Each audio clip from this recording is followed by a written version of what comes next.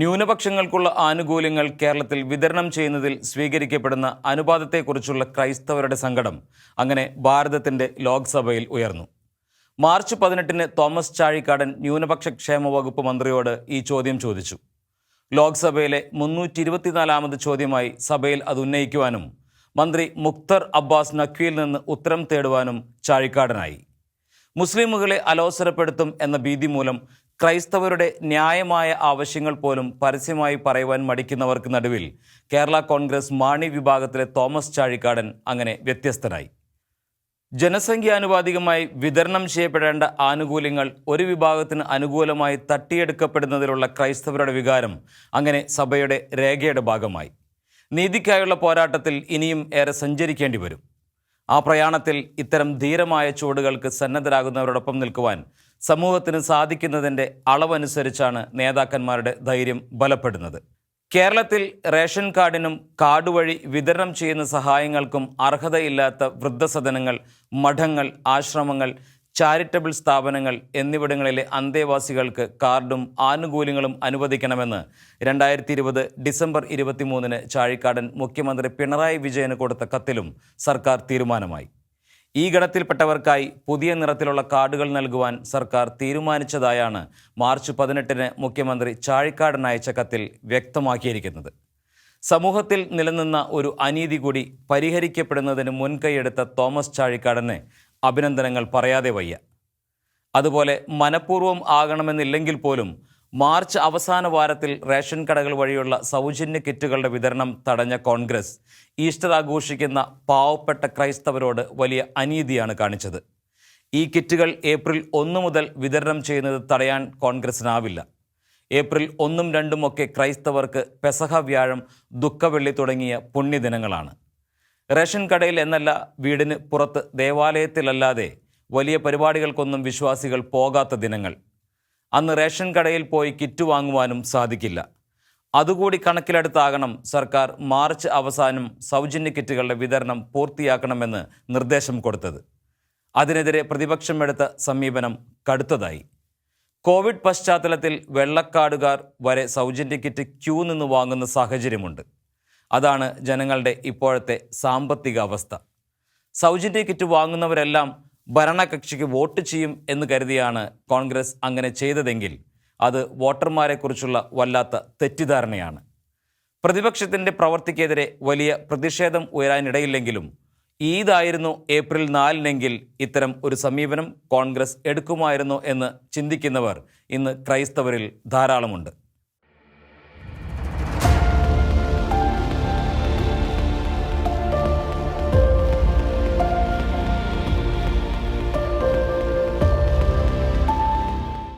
സംസ്ഥാനത്ത് നടക്കുന്ന ഞെട്ടിപ്പിക്കുന്ന സംഭവങ്ങൾ പുറത്തു കൊണ്ടുവന്ന് പ്രതിപക്ഷ നേതാവ് രമേശ് ചെന്നിത്തല പിണറായി സർക്കാരിനുണ്ടാക്കുന്ന തലവേദന നിസ്സാരമല്ലാത്തതായി മാറുകയാണ്. എന്നാൽ രമേശ് കൊണ്ടുവരുന്ന ആരോപണങ്ങൾ ശക്തിപ്പെടുത്തുവാൻ അദ്ദേഹത്തിന് തന്നെ പാർട്ടിയോ മുന്നണിയോ കാര്യമായ പിന്തുണ കൊടുക്കുന്നില്ല എന്ന കൗതുകകരമായ യാഥാർത്ഥ്യവുമുണ്ട്. ഏതാനും കാലം മുമ്പ് യൂത്ത് ലീഗിലെ ഫിറോസ് മന്ത്രി KT ജലീലിനെതിരെ കൊണ്ടുവന്ന ആരോപണങ്ങളുടെ കാര്യത്തിലും ഈ നിസ്സംഗത കാണാനുണ്ടായിരുന്നു. അദ്ദേഹത്തിൻ്റെ പാർട്ടിയോ മുന്നണിയോ ഒന്നും ആ സമരം ശക്തമാക്കുവാൻ ശ്രമിക്കുന്നതായി കണ്ടില്ല. അതാണ് കേരളത്തിലെയും ഭാരതത്തിലെയും പ്രതിപക്ഷത്തിൻ്റെ പ്രധാന ദുർഗതി. സർക്കാരിനെതിരെ പറയാൻ ആക്ഷേപങ്ങളില്ലാത്തതല്ല യഥാർത്ഥ വിഷയം. പിന്നെയോ ഉന്നയിക്കുന്ന ആക്ഷേപങ്ങളുമായി ശക്തമായി മുന്നോട്ടു പോകുവാൻ പലർക്കും താല്പര്യമില്ല. ഒരു സർക്കാരിനെതിരെ അവിശ്വാസ പ്രമേയം അവതരിപ്പിച്ച നേതാവ് പാർട്ടി പറഞ്ഞത് അനുസരിച്ചതിന് നിങ്ങളെന്നെ എന്തിനു ക്രൂശിക്കുന്നു എന്ന് എതിരാളികളോട് പരിഭവിച്ചത് കേരളം കേട്ടതാണ്.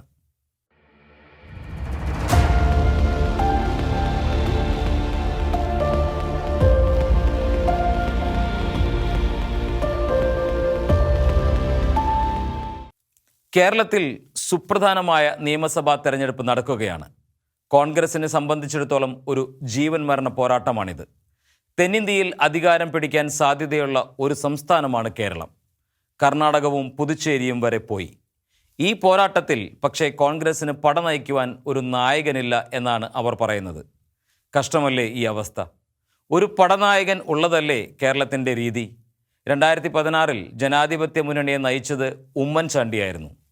അദ്ദേഹത്തിനെതിരെ ഇടതുമുന്നണിയെ പട നയിച്ചത് പിണറായിയും. ഇപ്പോഴും അദ്ദേഹമാണ് ഇടതുമുന്നണിയുടെ ചോദ്യം ചെയ്യപ്പെടാത്ത ക്യാപ്റ്റൻ. അദ്ദേഹം തന്നെയാവും അടുത്ത മുഖ്യമന്ത്രി എന്ന് അവരുടെ പാർട്ടിയുടെ ദേശീയ സെക്രട്ടറി സീതാറാം യെച്ചൂരിയും വ്യക്തമാക്കിയിട്ടുണ്ട്. എന്നാൽ ഏറെക്കാലം കൂടി കേരളത്തിൽ നിന്നുള്ള രാജ്യസഭാംഗം മുൻ കേന്ദ്ര പ്രതിരോധ മന്ത്രി AK ആന്റണി പടക്കളത്തിൽ ഇറങ്ങുന്നത് തന്നെ കോൺഗ്രസിന് ഇവിടെ പടനായകനില്ല എന്ന് സമ്മതിച്ചുകൊണ്ടാണ്. ഒരു ക്യാപ്റ്റൻ ഇല്ലാതെ പല ക്യാപ്റ്റന്മാരുടെ കീഴിലായി കളിച്ചാൽ ഏതെങ്കിലും ടീമിന് വിജയിക്കാനാകുമോ? 1957-ലും 1964-ലും 1967-ലും ക്യാപ്റ്റൻ ഇല്ലാതെയാണ് കോൺഗ്രസ് മത്സരിച്ചത്. ഫലം തോൽവിയായിരുന്നു. 1960-ൽ ശക്തനായ PT ചാക്കോ അമരത്തുണ്ടായിരുന്നു, കൂടെ ശങ്കറും. 1970, 1977, 1980, 1982, 1987, 1991 തെരഞ്ഞെടുപ്പുകളിൽ കരുണാകരനായിരുന്നു ക്യാപ്റ്റൻ. പാർട്ടി പിളർന്നു നിന്ന 1980-ലും തമ്മിത്തല്ലി മത്സരിച്ച 1987-ലും തോറ്റു. ബാക്കി തെരഞ്ഞെടുപ്പുകളിൽ ജയിച്ചു. 1996-ലും 2001-ലും ആന്റണിയായിരുന്നു ക്യാപ്റ്റൻ. 2006-ലും 2011-ലും ഉമ്മൻചാണ്ടിയായിരുന്നു ക്യാപ്റ്റൻ. 2016-ൽ ഉമ്മൻചാണ്ടിയെ ദുർബലനാക്കിക്കൊണ്ട് പടയോട്ടം നടന്നു. KPCC അധ്യക്ഷൻ സുധീരനും രമേശും നല്ല കളി കളിച്ചു. മുന്നണി തോറ്റു. ഇക്കുറി പട നയിക്കുന്നത് രമേശാണെങ്കിലും ക്യാപ്റ്റൻ പദവി കൊടുക്കാൻ കോൺഗ്രസ് തയ്യാറല്ല. 2016-ൽ അദ്ദേഹം പിണറായിക്ക് വേണ്ടി ഒത്തുകളിച്ചു എന്ന് കരുതുന്ന കോൺഗ്രസ്സുകാർ ധാരാളമുണ്ട്. അദ്ദേഹത്തിൻ്റെ വിശ്വസ്തനായ INTUC നേതാവ് ചന്ദ്രശേഖരനെതിരെ കശുവണ്ടി കച്ചവട തട്ടിപ്പിൽ കേസെടുക്കണം എന്ന വിജിലൻസ് റിപ്പോർട്ട് കൊല്ലംകാരി മന്ത്രി മേഴ്സിക്കുട്ടിയമ്മയുടെ നിലപാടിനെ പോലും എതിർത്ത് മുഖ്യമന്ത്രി തള്ളിക്കളഞ്ഞത്. എങ്കിലും അടുത്ത കാലത്തായി അദ്ദേഹം ഉന്നയിച്ച നിരവധി ആക്ഷേപങ്ങൾ സർക്കാരിനെ വെള്ളം കുടിപ്പിച്ചു. സ്പ്രിംഗ്ലർ വിവാദം മുതൽ ആഴക്കടൽ മത്സ്യബന്ധനം വരെയുള്ള ആക്ഷേപങ്ങൾ സർക്കാരിനെ വല്ലാതെ ബുദ്ധിമുട്ടിച്ചു എന്നതാണ് വാസ്തവം. അടുത്ത നായകൻ ഉമ്മൻചാണ്ടിയെ എലിയെ പൂച്ച തട്ടുന്നത് പോലെ സോളാർ വിവാദം കൊണ്ട് പരാതിക്കാരി തട്ടിക്കളിക്കുകയാണ്. ഒരന്വേഷണം തീരുമ്പോൾ അടുത്തത്. പരാതിയിൽ നടക്കുന്ന അന്വേഷണങ്ങളെല്ലാം പരാതി തെളിയിക്കാൻ സാധിക്കാത്തത് എന്ന് പറഞ്ഞാലും പഴയ ബാർ കോഴക്കേസിൽ KM മാണി അനുഭവിച്ച അതേ അനുഭവത്തിലൂടെ കടന്നു പോകേണ്ടി വരികയാണ് ഉമ്മൻചാണ്ടിക്ക്. മാണിയുടെ കാര്യത്തിലും തെളിവില്ല എന്ന് എത്രയോ വട്ടം പോലീസ് കണ്ടെത്തിയിട്ടും അദ്ദേഹത്തിന് സമാധാനം കിട്ടിയില്ലല്ലോ. അവസാനം ഉമ്മൻചാണ്ടിയുടെയും നിരപരാധിത്വം തെളിയാം എങ്കിലും ഇക്കാലത്ത് പല പദവികളും സ്വീകരിക്കുന്നതിന് ഈ ആക്ഷേപങ്ങൾ അദ്ദേഹത്തിന് തടസ്സമാവാനാണിട.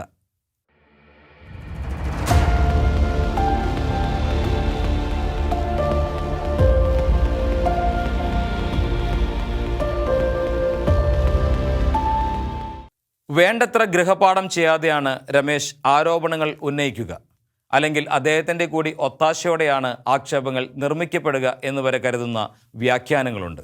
തീരദേശത്തെ ആകെ ഉലച്ച ആഴക്കടൽ മത്സ്യബന്ധനത്തിൽ അദ്ദേഹം ഉന്നയിച്ച ആക്ഷേപം രമേശിൻ്റെ പ്രൈവറ്റ് സെക്രട്ടറി ആയിരുന്ന ഉദ്യോഗസ്ഥൻ്റെ നിർമ്മിതിയാണ് എന്ന നിലപാടിലാണ് സർക്കാർ.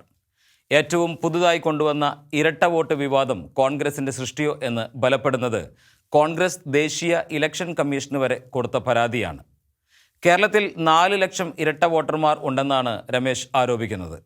രമേശിൻ്റെ ആരോപണം ശരിയാണെന്ന് കമ്മീഷനും സമ്മതിച്ചു. പക്ഷേ കമ്മീഷൻ വോട്ടർ പട്ടികയുടെ കരട് പ്രസിദ്ധീകരിക്കുകയും ആക്ഷേപം ഉന്നയിക്കുവാൻ എല്ലാവർക്കും അവസരം കൊടുക്കുകയും ചെയ്തതാണ്. അന്ന് എന്തേ ഇത്തരം പരാതി ചൂണ്ടിക്കാണിച്ചില്ല എന്ന ചോദ്യം പ്രസക്തമാണ്. ലിസ്റ്റിൽ ഇരട്ട വോട്ടുകൾ ഉള്ളവരുടെ നിരയിൽ പ്രതിപക്ഷ നേതാവും കുടുംബവും വരെ ഉണ്ടെന്ന് വന്നതോടെ വല്ലാത്ത ചിത്രമാണ് പൊതുസമൂഹത്തിൽ ഉണ്ടാവുക. അദ്ദേഹം മാത്രമല്ല, കോൺഗ്രസ് സ്ഥാനാർത്ഥി ലിസ്റ്റിൽ ഉണ്ടാകുമെന്ന് ഒരു ധാരണയും നേരത്തെ ഇല്ലാതിരുന്ന നേതാക്കൾ വരെ ലിസ്റ്റിലായി. അതുപോലെ തന്നെയാണ് വിഷു സൗജന്യ കിറ്റിലും സംഭവിച്ചത്. വിഷു മാത്രമല്ല, ക്രൈസ്തവരുടെ തിരുനാളായ ഈസ്റ്ററും ഈ ദിനങ്ങളിലാണ് വരുന്നത്. രമേശ് അക്കാര്യം അറിഞ്ഞതേയില്ല. തിരഞ്ഞെടുപ്പ് വരെ റേഷൻ വിതരണം തടയാൻ കമ്മീഷനും സാധിക്കില്ല എന്നതുകൊണ്ട് രമേശിൻ്റെ പ്രവൃത്തി ഈസ്റ്റർ ആഘോഷത്തെ മാത്രം ബാധിക്കുന്ന ഒന്നായി. ഈസ്റ്റർ കഴിഞ്ഞ ആഴ്ചയിൽ തന്നെ സൗജന്യ കിറ്റ് എല്ലാവർക്കും കിട്ടും. പട്ടയത്തിനു വേണ്ടി മാർച്ച് 24-ന് ഇടുക്കിയിൽ പ്രതിപക്ഷം നടത്തിയ ഹർത്താൽ പട്ടയ വിതരണത്തിനെതിരെ കോൺഗ്രസ് നടത്തിയ നീക്കങ്ങൾ ഓർമ്മിച്ചെടുക്കുവാൻ അവസരമായി. 1986-ൽ PJ ജോസഫ് പട്ടയം കൊടുക്കുവാൻ നടത്തിയ നീക്കങ്ങളെ പരിസ്ഥിതി നിയമം ഉപയോഗിച്ച് കരുണാകരൻ തടഞ്ഞതും ആ തടസ്സം വരെ മാറ്റി 1993 ഏപ്രിൽ മാണി കൊണ്ടുവന്ന നീക്കത്തെ കരുണാകരൻ വീണ്ടും ഉടക്കിയതും അക്കാലത്ത് ഭരണകക്ഷിയായ ജനാധിപത്യ മുന്നണിയിൽ അംഗങ്ങളായിരുന്ന മാണിയുടെ നിയമസഭാംഗങ്ങൾ നെടുങ്കണ്ടത്ത് സത്യാഗ്രഹമിരുന്നതും അവരുടെ സത്യാഗ്രഹ പന്തൽ പൊളിക്കുവാൻ EM അഗസ്ത്യയുടെ നേതൃത്വത്തിൽ കോൺഗ്രസുകാർ എത്തിയതും അവർ നടത്തിയ കല്ലേറിൽ കേരള കോൺഗ്രസ് പ്രവർത്തകനായ അന്തോണിച്ചിന് പരിക്കേറ്റതുമെല്ലാം ഓർമ്മിച്ചെടുക്കപ്പെട്ടു. ഏറ്റവും അവസാനം കോൺഗ്രസുകാർ കൊണ്ടുവന്ന കസ്തൂരി രംഗൻ റിപ്പോർട്ട് വരെ ജനം ഓർമ്മിച്ചു.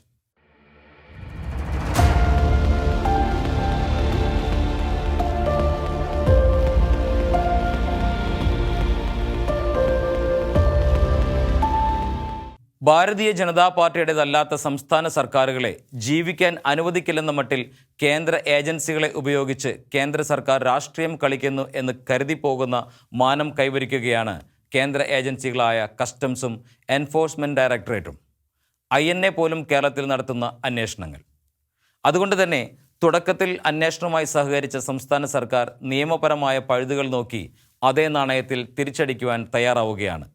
ഒരു വർഷത്തോളമായി നടത്തുന്ന അന്വേഷണങ്ങളിലൂടെ കേന്ദ്ര ഏജൻസികൾക്ക് സംശയത്തിൻ്റെ പുകമറകൾ ഉയർത്താനല്ലാതെ ഇതുവരെ വസ്തുനിഷ്ഠമായ ഒരു നടപടിയും എടുക്കാനായില്ലെന്നത് സംശയം ബലപ്പെടുത്തുന്നു. UAEയുടെ തലസ്ഥാനത്തെ കോൺസുലേറ്റ് വഴി നടന്ന സ്വർണ്ണക്കള്ളക്കടത്തിനെക്കുറിച്ച് കേന്ദ്ര ഏജൻസികൾ നടത്തിയ അന്വേഷണത്തെ ആദ്യഘട്ടത്തിൽ സന്തോഷത്തോടെ സ്വാഗതം ചെയ്തവരെല്ലാം സംസ്ഥാന സർക്കാരിൻ്റെ നയപരമായ നടപടികൾ പോലും കേന്ദ്ര ഏജൻസികൾ അന്വേഷണ വിധേയമാക്കുന്നത് കണ്ടപ്പോൾ ലക്ഷ്മണരേഖകൾ ലംഘിക്കുകയല്ലേ എന്ന് ശക്തമായി സംശയിക്കുന്നു. കേരളത്തിൻ്റെ വികസന പ്രവർത്തനങ്ങളിൽ വലിയ പങ്കുവഹിക്കുന്ന കിഫ്ബിയുടെയും പാവപ്പെട്ടവർക്ക് വീടുണ്ടാക്കി കൊടുക്കുന്ന ലൈഫ് മിഷൻ്റെയും പ്രവർത്തനങ്ങൾ വരെ കേന്ദ്ര ഏജൻസികൾ അന്വേഷണ വിധേയമാക്കി.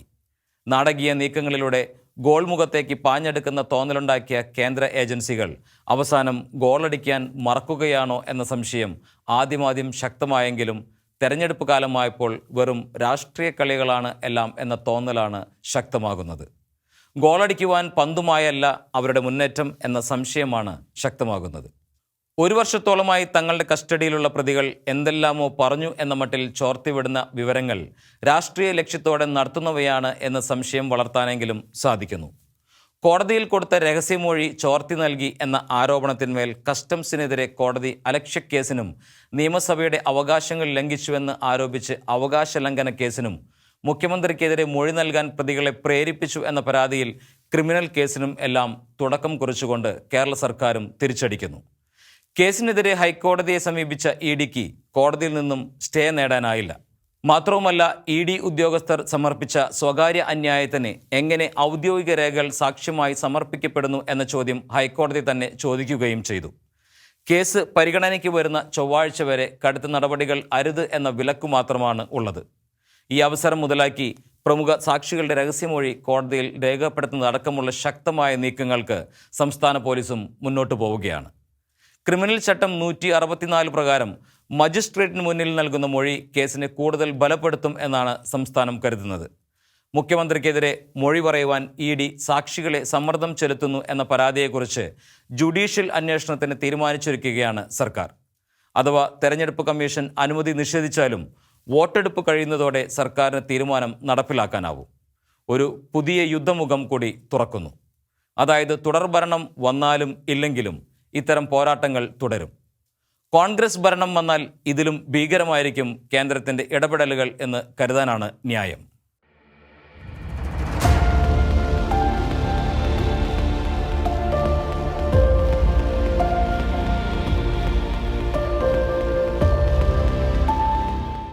കേരള സർക്കാരിനെ കിഫ്ബിയുടെ പേരിൽ പ്രതിക്കൂട്ടിലാക്കുവാൻ കേന്ദ്രം നടത്തുന്ന നീക്കങ്ങൾ തിരിഞ്ഞടിക്കുകയാണ്. കിഫ്ബിക്കെതിരെ EDയും ആദായ നികുതി വകുപ്പും അടക്കമുള്ള ഏജൻസികളുടെ അന്വേഷണമാണ് ഇപ്പോൾ ഉത്തരവായിരിക്കുന്നത്. കേരളത്തിൽ വന്നപ്പോൾ കിഫ്ബിയെ വല്ലാതെ വിമർശിച്ച കേന്ദ്ര ധനമന്ത്രി ദേശീയ തലത്തിലും കിഫ്ബി പോലെ ഒരു സംവിധാനമുണ്ടാക്കുവാൻ പോകുന്നതായാണ് വാർത്ത. EDയുടെ അന്വേഷണവുമായി സഹകരിക്കുവാൻ സാവകാശം തേടിയ കിഫ്ബിയിൽ ആദായ നികുതി ഉദ്യോഗസ്ഥർ മിന്നൽ പരിശോധന നടത്തി. 10 മണിക്കൂറാണ് തെരച്ചിൽ നീണ്ടത്. കിഫ്ബിയുടെ CEO മുൻ ചീഫ് സെക്രട്ടറിയും അന്താരാഷ്ട്ര സാമ്പത്തിക വിദഗ്ധനുമായ ഡോക്ടർ KM അബ്രഹാമിനെ വരെ ഓഫീസിലായിരിക്കുവാൻ നിർബന്ധിച്ചുകൊണ്ടായിരുന്നു പരിശോധന. ആദായ നീതിക്കാർ അഖിലേന്ത്യാ സർവീസസിലെ മുതിർന്ന ഉദ്യോഗസ്ഥനായിരുന്ന അബ്രഹത്തോട് അനാദരവോടെ പെരുമാറി എന്ന ആക്ഷേപം ഉയർന്നിട്ടുണ്ട്. കേരള സർക്കാരിനോടുള്ള വൈരാഗ്യം ഉദ്യോഗസ്ഥ പ്രമുഖരോട് തീർക്കാൻ ശ്രമിക്കുന്നത് വളരെ വില കുറഞ്ഞ ഏർപ്പാടായെങ്കിലും കേരളത്തിലെ ജനം കരുതും. ഇടത് സർക്കാരിനോട് അടുപ്പം പുലർത്തുന്ന ഉദ്യോഗസ്ഥരെ ശത്രുക്കളായി കരുതി പീഡിപ്പിക്കുന്ന നയം കേന്ദ്രം സ്വീകരിക്കുന്നതായി ഉദ്യോഗസ്ഥർക്കിടയിലും സന്ദേഹമുണ്ട്. മുഖ്യമന്ത്രിയുടെ പ്രിൻസിപ്പൽ സെക്രട്ടറി ആയിരുന്ന ശിവശങ്കറെ ദീർഘകാലം കസ്റ്റഡിയിൽ സൂക്ഷിച്ച് പീഡിപ്പിച്ചുവെങ്കിലും അദ്ദേഹത്തിനെതിരെ കാര്യമായ വിവരമൊന്നും കിട്ടിയതായി കേന്ദ്ര ഏജൻസികൾ പറയുകയോ ചോർത്തിക്കൊടുക്കുകയോ ചെയ്തിട്ടില്ല. മുഖ്യമന്ത്രിയോടും സർക്കാരിനോടുമുള്ള പക മൂലം ശിവശങ്കറിനെതിരെ നിലപാടെടുത്തവരിൽ പോലും പലർക്കും ഇപ്പോൾ അദ്ദേഹത്തോട് കാണിച്ചത് അനീതിയോ എന്ന സംശയം ബലപ്പെടുന്നുണ്ട്. അത്തരത്തിലുള്ള സമീപനം ഡോക്ടർ അബ്രഹാമിനോടും സ്വീകരിക്കുമോ എന്ന സംശയവുമുണ്ട്. കുറേ കാലം കസ്റ്റഡിയിൽ സൂക്ഷിച്ച് ബുദ്ധിമുട്ടിക്കുക, ഒന്നും കണ്ടെടുക്കാനായില്ലെങ്കിലും ഉദ്യോഗസ്ഥനെ പീഡിപ്പിക്കാനാവുമല്ലോ. കിഫ്ബി സംബന്ധിച്ച മറ്റൊരു കൗതുക വാർത്ത കേരളത്തിലെ BJPയുടെ പ്രകടന പത്രിക കിഫ്ബിയോട് കാണിക്കുന്ന ആദരമാണ്. BJP കേരളത്തിൽ അധികാരത്തിൽ വന്നാൽ കിഫ്ബി ഇല്ലാതാക്കും എന്നല്ല പത്രിക പറയുന്നത്, പിന്നെയോ CAGയുടെ ഓഡിറ്റിന് വിധേയമാക്കും എന്ന് മാത്രമാണ്. അതായത് BJP വന്നാലും കിഫ്ബി തുടരുമെന്ന്. അതായത് അവരുടെ കിഫ്ബിയുടെ പ്രാധാന്യം അംഗീകരിക്കുന്നു. നീരവ് മോദിയും വിജയ് മല്യയും ഒക്കെ നാടുവിടുന്നത് തടയാനാവാതെ പോയ സർക്കാരാണ് കിഫ്ബിയെ ശ്വാസം മുട്ടിക്കുവാൻ നോക്കുന്നത് എന്നതും ജനം തിരിച്ചറിയുന്നുണ്ട്. മാധ്യമങ്ങളെ മുൻകൂട്ടി അറിയിച്ച് കേന്ദ്ര സർക്കാർ ഉദ്യോഗസ്ഥന്മാർ കേരള സർക്കാരിൻ്റെ ഓഫീസുകളിൽ റെയ്ഡ് നടത്തുന്നത് കേരളം ഭരിക്കുന്ന പാർട്ടി ഏതായാലും ഭാരതത്തിൻ്റെ ഫെഡറൽ സംവിധാനത്തിന് അപകടകരമായ സൂചനയാണ്. അതുകൊണ്ട് തന്നെ കേന്ദ്ര നീക്കങ്ങളെ രാഷ്ട്രീയ ലക്ഷ്യങ്ങൾ വെച്ച് അനുകൂലിക്കുന്ന പാർട്ടികളും വലിയ ആപത്തിനാണ് കൂട്ടുനിൽക്കുന്നത്. കേരളത്തിലെ കോൺഗ്രസിലെ ഉമ്മൻചാണ്ടി ഗ്രൂപ്പുകാർ കിഫ്ബി പക്ഷക്കാരാണ്. രമേശ് പക്ഷേ കടുത്ത കിഫ്ബി വിരോധിയായാണ് പ്രത്യക്ഷപ്പെടുന്നത്. കോൺഗ്രസ് അധികാരത്തിൽ വന്നാൽ കേരളത്തിലെ ധനമന്ത്രിയാകും എന്ന് ചിത്രീകരിക്കപ്പെടുന്ന VD സതീശിൻ്റെ പ്രതികരണങ്ങളും കിഫ്ബിക്ക് അനുകൂലമാണ്. അദ്ദേഹം I ഗ്രൂപ്പുകാരനാണ് എങ്കിലും.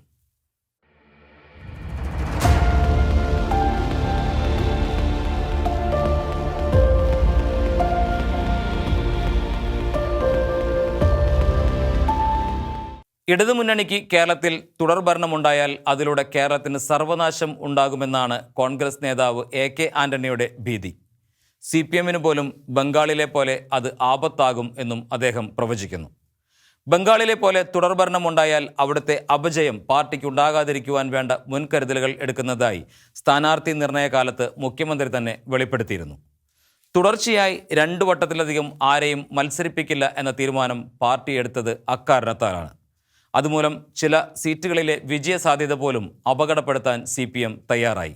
എന്നാൽ 4 വട്ടം മത്സരിച്ചവരെ പോലും മത്സരരംഗത്ത് നിന്ന് മാറ്റി നിർത്തുവാൻ ഹൈക്കമാൻഡിന് ആഗ്രഹമുണ്ടായിട്ടും കേരള നേതൃത്വത്തിനായില്ല എന്നത് യാഥാർത്ഥ്യം. 1969 അധികാരത്തിലെത്തിയ അച്യുതമേനോനെ 1970 അദ്ദേഹത്തിൻ്റെ മുന്നണിക്ക് 1977 കേരളത്തിൽ തുടർഭരണം കിട്ടിയത് ആന്റണി മറന്നിരിക്കാം. അഭിപ്രായ വ്യത്യാസമുണ്ടെങ്കിലും കേരളം കണ്ട ഏറ്റവും മികച്ച സുസ്ഥിര ഭരണമായിരുന്നു അത്. കേരളത്തിൽ ആദ്യമായി ഒരു സർക്കാർ കാലാവധി പൂർത്തിയാക്കിയതും അച്യുതമേനോൻ്റെ 1970 സർക്കാരാണ്. ആന്റണി ഒരു കാര്യം കൂടി വെളിപ്പെടുത്തി, ഇനി ഒരു വട്ടം കൂടി രാജ്യസഭയിലേക്ക് മത്സരിക്കില്ല. 1977 കരുണാകരനെ പുറത്താക്കി മുഖ്യമന്ത്രിയായ കാലം മുതൽ പലതവണയായി അധികാരത്തിൻ്റെ ശീതള ഛായയിലായിരുന്ന അദ്ദേഹം 2005 മുതൽ രാജ്യസഭാംഗമാണ്. 1993, 1995 കാലത്തും രാജ്യസഭയിൽ അംഗമായിരുന്നു. 1977 മുതൽ MLA ആയിരുന്നു. 1996 മുതൽ 2001 വരെ കേരളത്തിലെ പ്രതിപക്ഷ നേതാവ്, 3 വട്ടം കേരള മുഖ്യമന്ത്രി, 9 വർഷം കേന്ദ്ര പ്രതിരോധ മന്ത്രി, 1993 കേന്ദ്ര സിവിൽ സപ്ലൈസ് മന്ത്രി, 2004 മുഖ്യമന്ത്രി പദം രാജിവെച്ച താൻ കേരളത്തിലെ മത്സരം അന്ന് ഉപേക്ഷിച്ചു എന്നാണ് ആ വർഷം മുതൽ കേരളത്തിൽ നിന്നുള്ള രാജ്യസഭാംഗമായ അദ്ദേഹം അവകാശപ്പെടുന്നത്. അവസാനം കാലാവധി കഴിയുമ്പോൾ സമ്മർദ്ദത്തിന് വഴങ്ങി മത്സരിക്കുമോ എന്ന് സംശയമുള്ളവരുമുണ്ട്. ആന്റണിയെയും മറ്റും മത്സരിക്കുവാൻ സമ്മർദ്ദം ചെലുത്തുവാൻ എത്രയോ നേതാക്കളുമുണ്ട്. കേരളത്തിൽ ഇടതുഭരണം തുടർന്നാൽ പക്ഷേ കോൺഗ്രസിൽ വലിയ അനന്തരഫലങ്ങൾക്ക് സാധ്യതയുണ്ട്. NCPയിൽ തിരിച്ചെത്തിയ PC ചാക്കോയും അനുയായികളും ഒരു സൂചനയാണ്. K സുധാകരനെ പോലെ അടക്കി പിടിച്ചിരിക്കുന്നവർ പൊട്ടിത്തെറിക്കും. ഇനി ഒരു തോൽവി കൂടി താങ്ങാൻ ഇപ്പോഴത്തെ PCC അധ്യക്ഷനും പ്രതിപക്ഷ നേതാവിനും കഴിയാതെ വരും.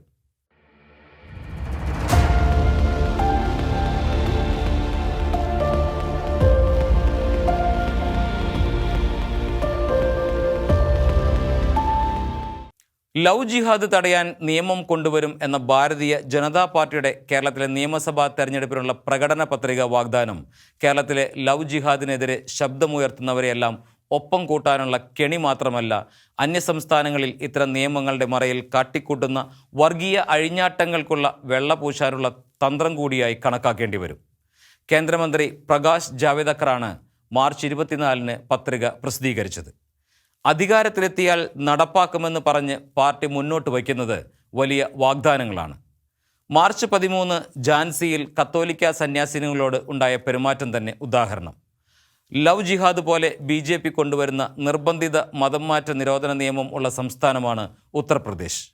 ആ സംസ്ഥാനത്തുകൂടി ക്രൈസ്തവ സന്യാസിനികൾക്ക് സന്യാസ വസ്ത്രം ധരിച്ച് യാത്ര ചെയ്യാനാവാത്ത മതസ്വാതന്ത്ര്യമാണ് അവിടെ ഉള്ളത് എന്നത് വല്ലാതെ ഭീതിപ്പെടുത്തുന്ന യാഥാർത്ഥ്യമാണ്. സിസ്റ്റർമാർക്ക് ഒപ്പമുണ്ടായിരുന്ന സന്യാസാർത്ഥികളെ നിർബന്ധിത മതപരിവർത്തനത്തിന് കൊണ്ടുപോകുന്നവർ എന്ന് ആക്ഷേപിച്ചായിരുന്നു തീവ്രവാദികളുടെ അഴിഞ്ഞാട്ടം. ആധാർ കാർഡ് അടക്കമുള്ള രേഖകൾ കാണിച്ചിട്ടും സമ്മതിക്കാതെ അവരെ തീവണ്ടിയിൽ നിന്നും പിടിച്ചു വലിച്ചിറക്കുകയും യാത്ര തടയുകയുമാണ് ചെയ്തത്. കേരളത്തിൽ മാത്രമല്ല, ലോകത്താകെ ഭാരതത്തിൻ്റെ പ്രതിച്ഛായ കളങ്കപ്പെടുത്തിയ നടപടിയായിരുന്നു ആ കിരാത സംഭവം. ഈ സംഭവത്തിനെതിരെ ദീപിക പത്രം എഴുതിയ മുഖപ്രസംഗം കേരളം ശ്രദ്ധയോടെ വായിച്ചു. ചാനലുകൾ ആ മുഖപ്രസംഗം ഉദ്ധരിച്ചു. ക്രൈസ്തവരുടെ ശബ്ദമാണ് അവിടെ മുഴങ്ങിയത് എന്ന് പുറം ലോകം മനസ്സിലാക്കി എന്നതിൻ്റെ അടയാളമായി അത്.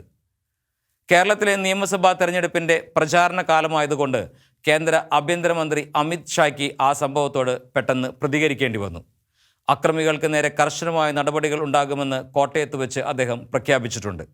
ജനം കാത്തിരിക്കുകയാണ് സർക്കാർ സ്വീകരിക്കുന്ന നടപടികൾ കാണുവാൻ. ഒരാഴ്ച പിന്നിടുന്നു. ഉത്തർപ്രദേശിലെ യോഗി ആദിത്യനാഥ് അമിത്ഷാ പറയുന്നത് അനുസരിക്കുമോ എന്നതും വിഷയമാണ്. ഇത്തരം അനുഭവങ്ങൾ BJPയുടെ നീക്കങ്ങളെ സംശയിക്കുവാൻ നിർബന്ധിക്കുന്നു. മത താൽപ്പര്യങ്ങൾക്കായി പെൺകുട്ടികളെ പ്രണയം നടിച്ചു വലയിലാക്കുന്ന തീവ്രവാദത്തിലേക്ക് നയിക്കുന്ന ഹീന നീക്കത്തെയാണ് ലവ് ജിഹാദ് എന്ന് വിളിക്കുന്നത്, അല്ലാതെ മതം മാറിയുള്ള എല്ലാ വിവാഹങ്ങളെയല്ല. BJP ലക്ഷ്യം വയ്ക്കുന്നത് മതം മാറിയുള്ള വിവാഹത്തെയാണ്. അതാണ് ക്രൈസ്തവർ പറയുന്നതും BJP വിഭാവനം ചെയ്യുന്നതുമായ ലവ് ജിഹാദിലെ വ്യത്യാസം. വിവിധ മതക്കാർ തമ്മിലുള്ള വിവാഹം വർദ്ധിക്കുന്നുണ്ട്. അത് ഇഷ്ടമില്ലാത്തവരുണ്ട്. എങ്കിലും അവയെ നിരോധിക്കണമെന്നല്ല ലവ് ജിഹാദ് നിരോധിക്കണം എന്ന് പറയുന്നവരുടെ വാദം. വിവാഹത്തിലൂടെ കുടുക്കിലാക്കപ്പെടുന്നവരുടെ കാര്യമാണ് വിഷയം. തിരിച്ചു പോകാൻ ഇടമില്ലാത്തതുകൊണ്ട് അവർക്കേറെ സഹിക്കേണ്ടി വരുന്നു. ഇങ്ങനെ വിവാഹിതയായി ഇപ്പോൾ സിറിയയിലുള്ള ഒരു ക്രൈസ്തവ യുവതിയുടെ ഭർത്താവ് കേരളത്തിൽ വെച്ച് തന്നെ മറ്റൊരു മുസ്ലിം പെൺകുട്ടിയെ വിവാഹം കഴിച്ച് ഒരു കുഞ്ഞുമായി നാട്ടിലാക്കിയ ശേഷമാണ് ക്രൈസ്തവയായിരുന്ന പെൺകുട്ടിയുമായി നാടുവിട്ടത് എന്നാണ് മാധ്യമങ്ങളിൽ വന്ന കഥ. ഏത് പ്രണയിനിയാണ് കാമുകൻ വേറൊരു സ്ത്രീയെ കൂടി ഭാര്യയാക്കുവാൻ സമ്മതിക്കുക? അതിന് സമ്മതിച്ചെങ്കിൽ ആ കുട്ടി വലിയ സമ്മർദ്ദം അനുഭവിച്ചിരിക്കണം. തിരിച്ചു കയറാൻ പറ്റാത്ത ഒരു കുഴിയിൽപ്പെട്ട അവസ്ഥ. അത്തരം ദുരന്തങ്ങളിൽ വെളിച്ചത്ത് വരുന്ന സംഭവങ്ങളുടെ എണ്ണം വളരെ കുറവാണ്. അതുകൊണ്ടാണ് പുത്രിമാരെ നഷ്ടപ്പെടുന്നവരിലും ആ സാധ്യത തിരിച്ചറിയുന്നവരിലും ലവ് ജിഹാദ് ഇല്ലെന്ന് പറയുന്ന മതേതരക്കാരിൽ പോലും ഇത്തരമൊരു നിയമത്തോട് താൽപ്പര്യം ഉണ്ടാക്കുന്നത്. ഇക്കാര്യത്തിൽ നൽകുന്ന പരാതികൾ അന്വേഷിക്കുവാൻ ഇടതുമുന്നണി ഭരിച്ചാലും വലതുമുന്നണി ഭരിച്ചാലും കേരള പോലീസിലെ പലർക്കും താൽപ്പര്യവുമില്ല എന്നതാണ് സാമൂഹിക യാഥാർത്ഥ്യം.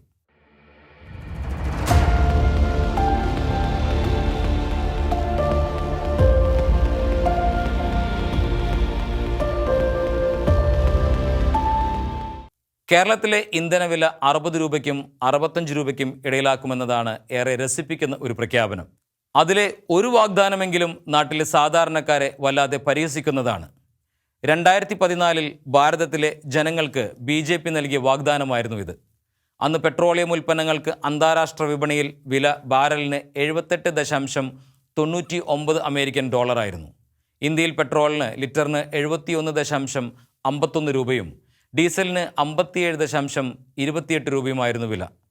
ഈ വില വർധനയ്ക്കെതിരെ ഭാരത് ബന്ദ് നടത്തിയ പാർട്ടിയാണ് BJP. അതേ തുടർന്നാണ് BJP പെട്രോളിൻ്റെയും ഡീസലിൻ്റെയും വില കുറയ്ക്കും എന്ന വാഗ്ദാനവുമായി കോൺഗ്രസിനെ പുറത്താക്കി ഭരണം പിടിച്ചത്. മോദി സർക്കാർ അധികാരത്തിൽ വരുമ്പോൾ ബാരലിന് 111.59 ഡോളറായിരുന്നു പെട്രോളിൻ്റെ അന്താരാഷ്ട്ര വില. ബാരലിന് 47 ഡോളറായിട്ടും പക്ഷേ ഭാരതത്തിലെ വില കുറച്ചില്ലെന്ന് മാത്രമല്ല, എക്സൈസ് തീരുവ 12 ഇരട്ടി കൂട്ടി 1 ലിറ്റർ പെട്രോളിൽ നിന്നും 33 രൂപയും ഡീസലിൽ നിന്നും 32 രൂപയും തട്ടിയെടുക്കുന്ന നിലയിലായി. ഇപ്പോൾ അന്താരാഷ്ട്ര വിപണിയിൽ ബാരലിന് 60.46 അമേരിക്കൻ ഡോളർ വിലയുള്ളപ്പോൾ ഇന്ത്യയിൽ പെട്രോൾ ലിറ്ററിന് 94 രൂപയ്ക്കും ഡീസൽ 81 രൂപയ്ക്കുമാണ് വിൽക്കുന്നത്. ഇനി പെട്രോളിൻ്റെ വലിയ വില മൂലം ജനങ്ങളുടെ ബുദ്ധിമുട്ട് ശരിക്കും കണക്കിലെടുത്താണ് ഈ വാഗ്ദാനമെങ്കിൽ മോദി സർക്കാരിനോട് പറഞ്ഞ് അടുത്ത കാലത്ത് കൂട്ടിയ എക്സൈസ് തീരുവ ഒന്ന് കുറയ്ക്കരുത്. അതിന് സാധിക്കാതെ കേരളത്തിൽ അധികാരത്തിൽ വന്നാൽ വില കുറയ്ക്കും എന്ന് നടത്തുന്ന പ്രഖ്യാപനം ആർക്കാണ് വിശ്വസിക്കാനാവുക? ഷിലോഹൻ്റെ കാഴ്ചകൾ ഇനി അടുത്തയാഴ്ച.